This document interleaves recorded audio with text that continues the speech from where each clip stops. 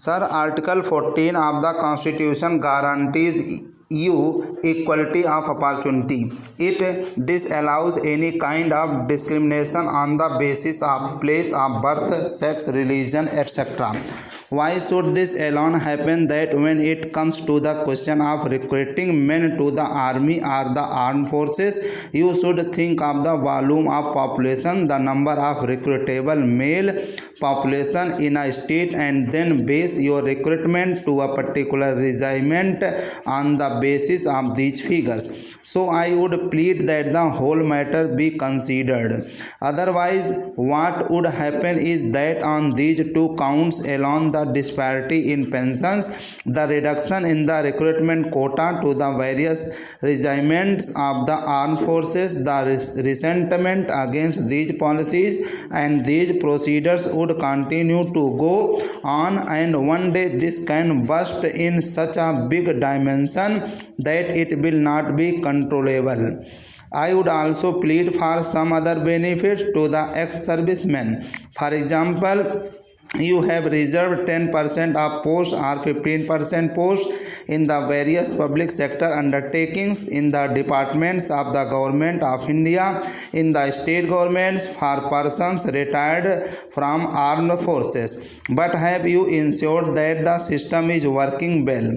Where is the monitoring system? Is there any monitoring system in this country under the control of the Ministry of Defense, or let us say tagged on to the Directorate of Resettlement and Rehabilitation, which ensures that whatever percentage was fixed for every state, for every department, for every public service undertakings has been implemented, and the people who served in the prime of their life in the armed forces of their country, who gave their sweat and toil, sometimes their blood also, are not driven from pillar to post just at the suggestions of a few clerks and petty officials. They are the heroes of the armed forces, but they have to suffer the insults and injuries, and they have to suffer the irritants which you cannot imagine.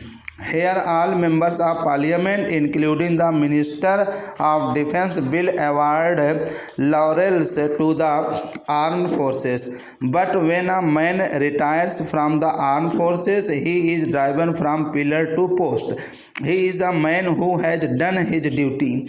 He is the man who has dedicated the best years of his life to the cause of the nation. I would like to talk about the small benefits like setting up of CSD canteens. They should be ensured about them. There are large chunks of areas where they cannot find the necessities of life. Every suggestion that is made by the member of parliament here are made by any persons in the public life is scoffed at by bureaucrats because it has enacted from the representative of the public, because it has not come from the files of petty clerks. Therefore, I would plead that there should be a system in which you not only look to the people serving in the armed forces, but you should look to the areas they are serving, and there should be development. If a person dies in the armed forces, his wife or mother in the village should be able to receive telegram or telephone call. Therefore, I plead for the development of the areas from which these large number of servicemen are recruited.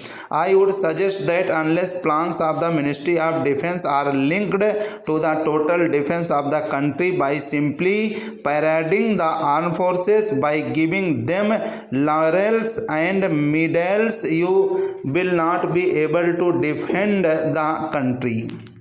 Your lines of strategic movement, the important railway lines of defense must be properly restructured so that you can mobilize armed forces in the manner which meets the enemy threat immediately. Every general of major general knows that the line of defense must be perpendicular to the border with the enemy country.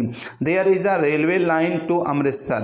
The Ministry of Railways and the state government of Himachal Pradesh and Punjab have proposed that alternate line of defense must be constructed.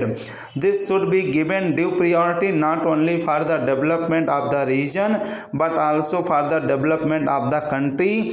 You cannot move forces in the areas. We must also look the Navy because it is often a neglected wing of the armed forces. We forget this wing. We have a long coastal line. We should see that it is properly guarded. Now that the Indian Ocean is going to become the seat of gunpowder with the US design looming dark in the horizon, we must not risk. We should be alive to the threat not only from across the borders but also from the coastal side. I would very much like that the Indian proposal to treat the Indian Ocean as a zone of peace should be accepted by all nations of the world. I would like to conclude by saying that our armed forces are doing well.